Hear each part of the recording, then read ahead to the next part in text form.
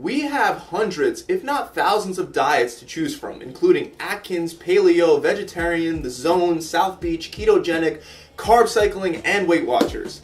We have access to an infinite amount of different workout approaches, including in-home workouts like P90X and close to 40,000 gyms spread across the United States.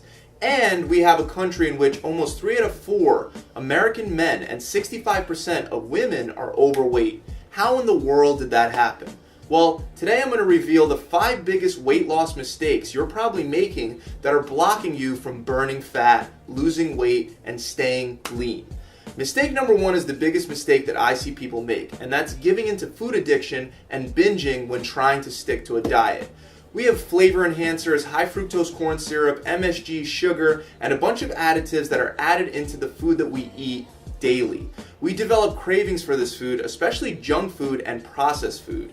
When we eat food like this, our brain gets stimulated because dopamine gets released. And then when you get really hungry, your brain tricks you into believing that the only thing that'll fix that physical feeling of hunger is eating something that the mind is craving. A simple fix for this problem is to fix the physical feeling of hunger and then check if your mind is still craving that same junk food. So when you really feel like you want ice cream, promise yourself that you can eat as much ice cream as you want. But first, eat a healthy meal high in protein and vegetables and then move on to the ice cream.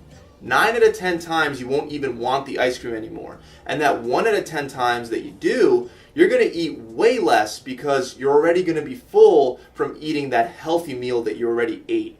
Mistake number 2 is having absolutely no idea how many calories and macros you're eating every single day, which leads you to underestimating your total daily intake. The problem with this is that you think you're having 1,000 calories, but if you were to really count your total calories and include that 600 calorie glass of wine at night and that beer and then the couple 100 calories from the handfuls of nuts and the little snacks here and there, when we include these things, we find that you're really having 2,000 calories. Most people think they would never underestimate by that much, but believe me, after coaching thousands of people, I know you can easily be underestimating your totals by at least 1,000 calories if you're not tracking. What we don't measure doesn't get managed. Now, I'm not saying that you have to whip out that food scale and count every last gram that you eat for the rest of your life. There are ways using your hands to measure your food. You can do something simple like a palm of protein, a cupped hand of carbs, a thumb of fat, and a fist of veggies. But even if you do decide to learn more about nutrition and you start tracking your macros, it's nice to know that you're not going to have to track your calories and your macros forever. With enough time, you'll learn exactly what kind of a caloric impact your food choices are having. And with that knowledge, you'll be able to develop more intuition for how much calories and macros you have per day. To develop that intuition, I recommend tracking your macros and calories for at least 4 to 6 weeks. This way you have plenty of time and plenty of variety in your diet, and over that time, you'll be able to see a lot of different nutrition labels. To get started, you'll have to find out what your individual macro breakdown is for each day. I'll include a link below for a macro calculator that I built out myself to ensure its accuracy. Because I don't know if you know this, but a lot of calculators out there overestimate activity levels. Let's move on. Mistake number 3, not being consistent. Consistency, guys, consistency is key. It's so easy to deceive yourself into believing that a program or diet plan doesn't work for you, when really the only reason it hasn't been working is because you haven't been consistent. If you work out for 3 days one week, then 2 days the next week, then you take a week off because you were busy or you just didn't feel up to it, you're not going to lose weight or maintain whatever weight you already lost. So many people yo-yo diet and many people yo-yo exercise, and it's like they don't even know it. People will be like, I followed the plan perfectly every day, but I'm not losing weight. And they really believe that they actually followed the plan perfectly, even though every other night they were eating something extra. Guys, to look like you live the fit lifestyle, there's only one way to do it, and it's by living the fit lifestyle.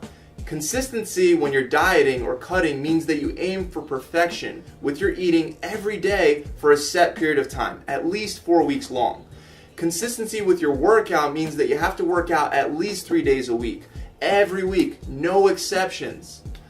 Mistake number 4, eating past the point of being full. Your body will naturally tell you when it's time to stop eating. However, a lot of times we'll continue eating even after we're already full because of a variety of different reasons. A lot of this stems from us being wired as children to make sure that we finish all the food on our plate. If you really feel like you're wired to finish your plate, then buy some smaller plates. This has actually shown in numerous studies to help more than you think. Even though as kids we heard things like, finish your plate, there's starving children in Africa and China, right? The reality is when you're full, it's a sure sign that it's time to stop eating. If you have leftovers, put it into a container and finish it later, even if it tastes delicious. If you're full, you can always finish it later. And finally, mistake number 5 is measuring your weight or your body fat too often. People will weigh themselves every single day without realizing that there are random things that will cause your weight to fluctuate from day to day. Between water retention, using the bathroom, and for women, that time of the month plays a major factor in how much you weigh for that day. Like I said earlier, what doesn't get measured doesn't get managed. So we definitely want to manage and therefore measure our weight and our body fat, especially when trying to lose it, but not every day. Weigh yourself once every week at the most, and if you're tracking your body fat, only measure that once every 2 weeks at the most, preferably 4 weeks. When you measure results too often, one day of increased water retention can turn into a slippery downward slope of binge eating and quitting on your plan. That's it, guys. I really hope this video has helped you guys out. If you enjoyed this video, make sure you leave it a big thumbs up, comment below, and subscribe to this channel to see more tips and tricks just like this one.